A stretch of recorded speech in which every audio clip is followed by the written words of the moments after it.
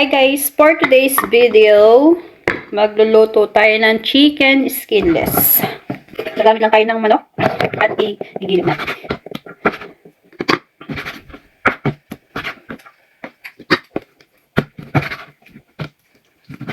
Ewan ko mga mahal, favorite ko talaga itong luto. Yung sangkalan na maliit. Wala kasi tayong food processor kaya kailangan natin ng mano-mano.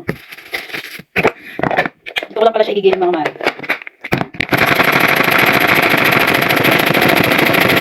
Ito mga lalagyan natin.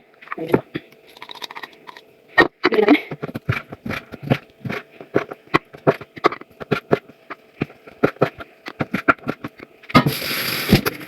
Lelas. Hindi ako lawag.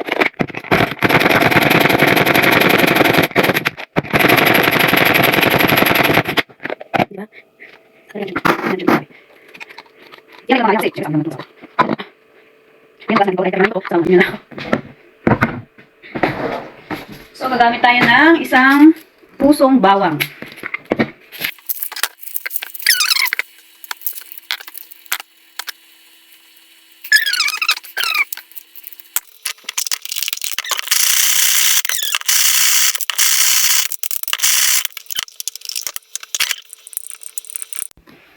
So, ito na nga mga mare. Titimplahan na natin siya.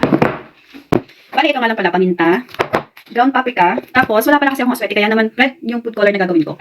Then, syempre, ang brown sugar.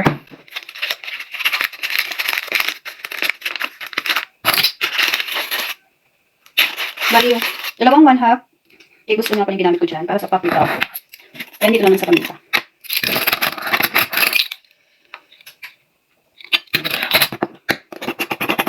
Syempre, ang asin. Nanchak lang yung mga mali. Ayun mga mali, nilagyan ko lang pala siya ng asukal. Kasi may tumawag sa akin kaya na-interrupt yung aking video. So, ayun, kakamay na natin.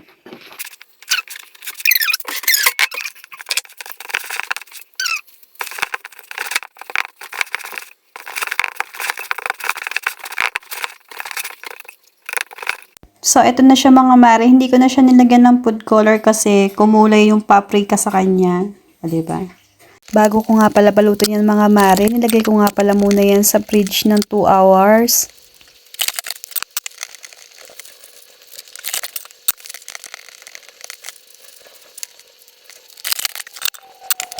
So, yan mga mare, nakagawa pala ako ng 23 pieces na chicken skinless. Yan po. Thank you for watching. See you on my next video. Bye-bye.